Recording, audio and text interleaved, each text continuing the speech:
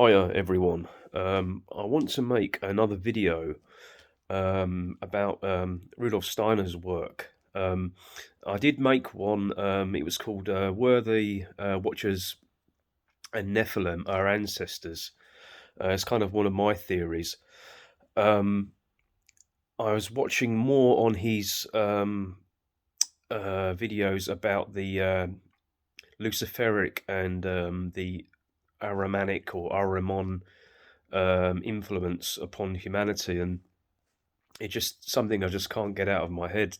Quite profound that he was talking about, and it's basically um, right now humanity has basically two forces pulling it in opposite directions, um, and these forces or the entities behind these forces think they're doing the right thing for human beings.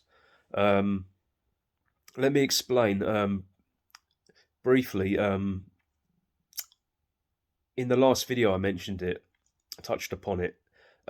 He was talking about the old moon evolution, which was a time when we were basically etheric, we weren't physical yet. And the Earth, I don't believe, was physical either, or certainly there wasn't organic life upon the Earth. I think that's what he's getting at. And we were interacting with non-physical beings, um, incarnated entities, if you like. And we had a more honest relationship with them. Communication was clearer. And then as we entered what he calls the mineral kingdom, then we developed within time the intellect, and this kind of created like a firewall, um, so that communication with these Luciferic beings was a lot more difficult. We really, the way I see it is we developed what we call maybe waking consciousness and subconscious. These beings, we can communicate in our dreams, and they can communicate with us, but they don't have kind of like the direct communication, I guess, that they used to have with us. I theorized that we were these beings. I was also theorizing that um, the Jinn world and the fairy world belongs to this old moon evolution. It's still there. Um, but something very interesting is that he mentioned the Ahrimanic, if I pronounce it right, I'm so bad with names, the Ahriman or the Ahrimanic influence wants to push us in one direction, and the Luciferic, which are the beings of the old moon evolution, want to steer us in another direction. Now, the direction that the Luciferic beings want to steer us in is they don't want us evolving in this reality, in this plane, in what Steiner calls the mineral kingdom. Let's it's the physical kingdom. We acquire a body with this mineral kingdom, and we live in a very different world where our thoughts can't manifest a reality immediately, um, unlike in their plane. So um, they don't believe that this, according to Rudolf Steiner, they don't believe that this dimension, let's call it Middle Earth, this physical reality, they don't believe that we should be here. It's not good for us. They want us to be pushed in the direction of their evolution. They want us non-physical, again, in etheric bodies like them. They don't believe this is good. So I guess they feel that maybe the intellect is negative, it's a threat maybe. Um, and then you have the Ahriman or the Ahrimanic influence, and it's the opposite. These entities or this entity wants to ground us in the intellect, ground us in this reality, in this plane, cement us permanently so that we cannot be influenced by the Luciferic beings. We can't. We will lose our connection. We will lose our multi-dimensional nature if we do this. But that's what that force wants. He thinks it's best. So we see that force as the intellect as being purely the physical and the material. That's that.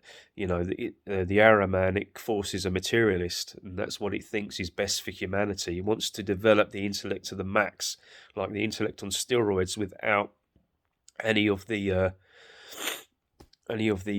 higher kind of Luciferic influence, call it angelic. They're non-physical, basically spiritual realms. Now, one way you can look at this is from a kind of like a Jungian perspective, on Carl Jung, looking at the different realms of consciousness within a human being.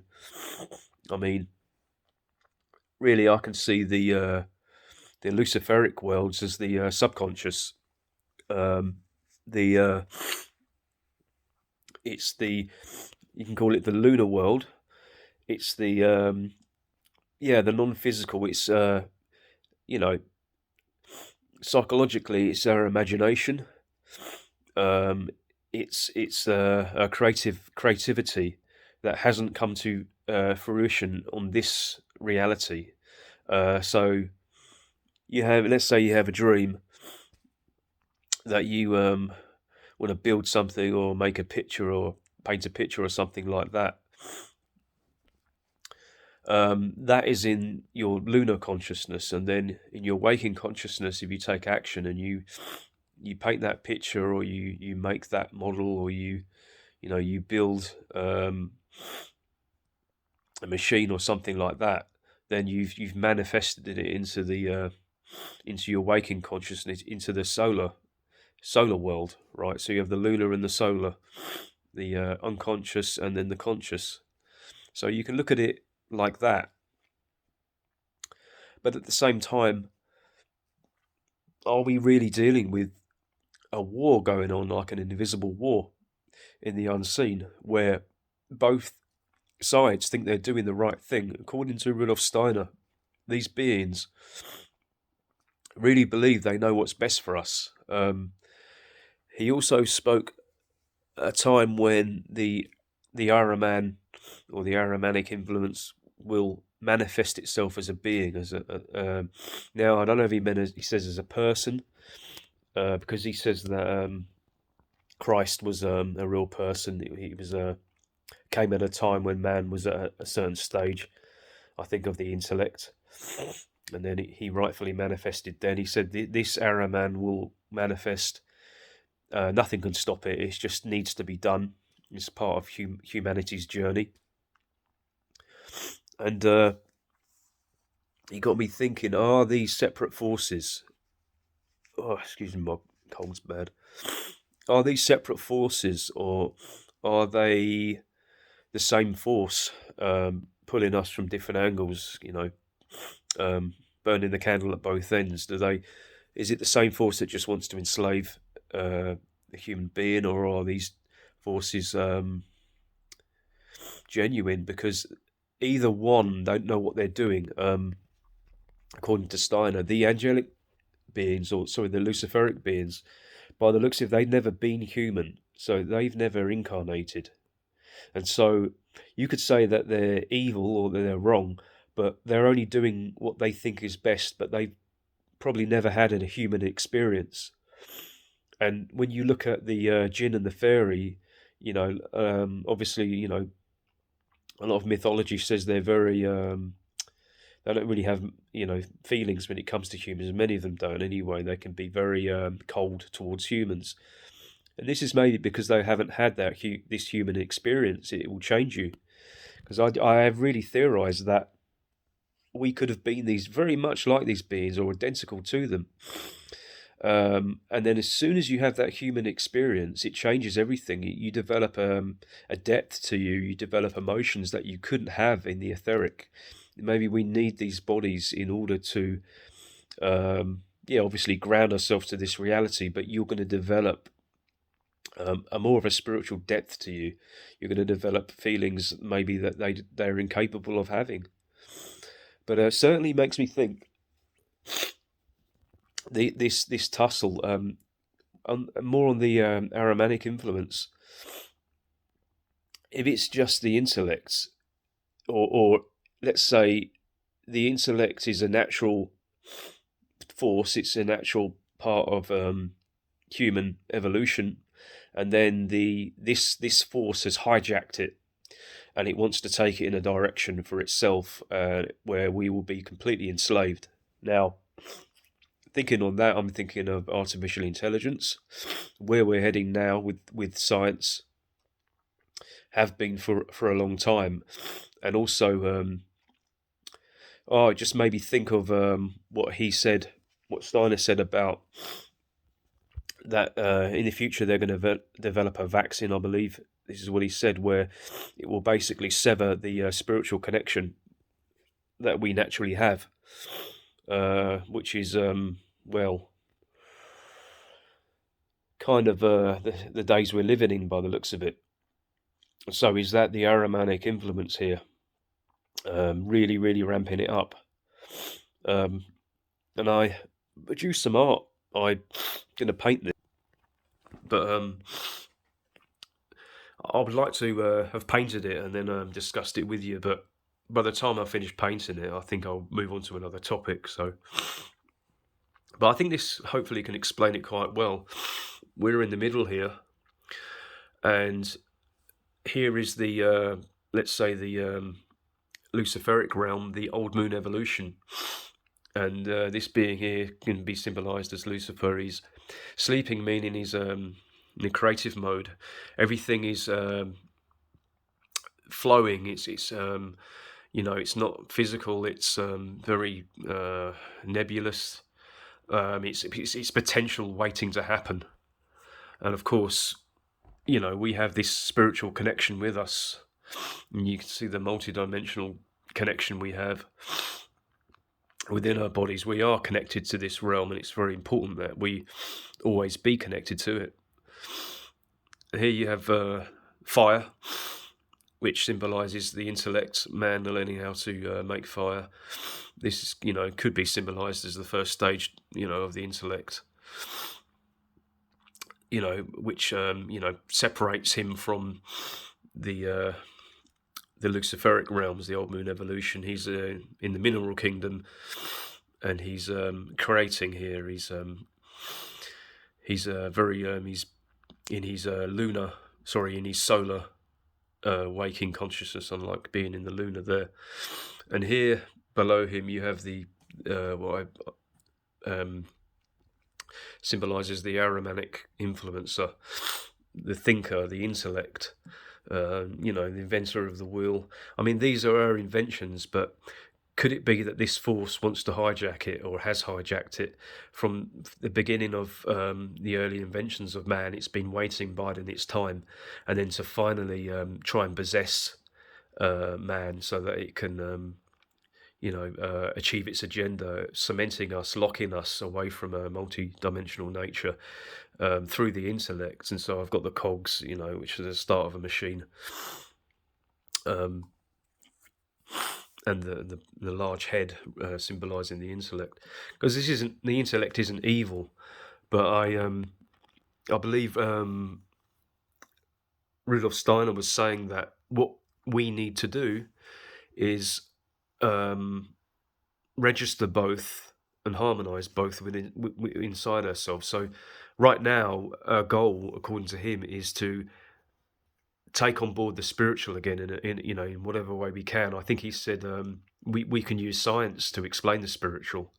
Don't shut out the spiritual. So we need to incorporate that into our personal lives, and then the intellect will serve us well. We need to basically build a bridge between the two of them, because if we just isolate ourselves, if we don't register them, they have a life of their own, and they will kind of run amok. Another thing Just turn this round so you can see me. Another thing I was thinking of regarding the Luciferic realms in the old moon evolution, if they have been trying to get the upper hand and control humanity for a long time, I'm thinking of Christianity and Islam as well. The reason why is because what's the big message is that the body is temporary. It's you only have one life here, very briefly, and the flesh is sinful. You can't trust the body. You can't trust the desires within the body, and your goal is to serve a God that's non-physical, so that when this body expires, you're going to spend the rest of your existence in your non-physical etheric form in another dimension forever and ever, and there will be no coming back to the mineral kingdom, no coming back to Middle Earth, no incarnation again. That's a big message. So it's almost an avoidance of the physical. Your future is in the non-physical. That's what those religions really preach. Whether it be in heaven or hell, you're in a permanent fixed state of non-physicality, which was never the truth with paganism. It's always, from my understanding, reincarnation. You come back to the physical. It's very important. You're both spirit of the spirit and the physical.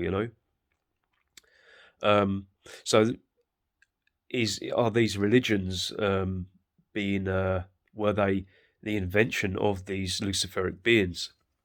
And then we go into fairly recent times. Look at atheism. Is it a invention of the Ahrimanic force? Is it that kind of a? Is it that invention? Is that its control system to lock and cement and castrate the human from his spiritual side? Because both are just as dangerous. I think in a way, atheism is probably even more dangerous because it's denying that you have a spiritual side. And does this Ahrimanic force want that? Does it want to? Because when you look at it, things like radio, TV, and things like that, they do reflect the spiritual, don't they, in their own way? There's an unseen element here, but I think it could be being used against us now. So these are some of my thoughts. I made some notes, and I'm just trying to think. I'll probably miss some stuff out, but what do you think? Do you think that these are separate forces, or do you think that they are the same force approaching from a different angle? It has a goal to enslave humanity, but it's just approaching from opposite sides. Or do you think these forces are working together? So if one of them gets the upper hand, it doesn't really matter as long as we end up kind of ensnared in their trap. Or do you think they're genuine? And do you think the Luciferic forces are good guys? Do you think they're better than the Ahrimanic forces? Because from what he's saying, he's suggesting that these Luciferic forces are the angelic forces, which seem to be good, but I don't know. I really don't know. It's like are both just as bad as each other, and are both evil as a point of view. They say evil people believe they're doing the right things, so maybe these forces are actually doing the right thing. Anyway, I'll leave it at that for now. Hope you like the artwork. Hope it inspires you a bit, so you can kind of get an idea where I'm coming from. Okay, guys, take care, and I'll speak to you soon. Cheers, bye.